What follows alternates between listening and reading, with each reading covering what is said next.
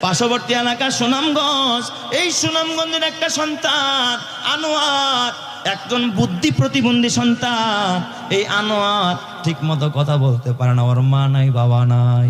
এই সুনামগঞ্জের আমার বাবা, ওই যে রিফাত নামের একটা বাচ্চা, যার ভিডিও আপনারা সামাজিক যোগাযোগ মাধ্যমে দেখছেন, যাকে জিজ্ঞাসা করা হয়েছে জাতীয় মাছের নাম কি, ও কি বলছে?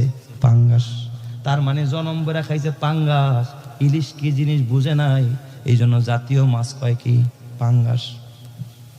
ওই রিফাত যেই মাদ্রাসায় পড়ে, ওর পার্শ্ববর্তী এলাকা, এই যে কয়েকদিন যাবত আমি দেখতেছি আনোয়ার বুদ্ধি প্রতিবন্ধী, ওর বাবা নাই, ওর মা নাই, ওরা 3 ভাই 1 বোন, 4 ভাই বোন, অসহায়।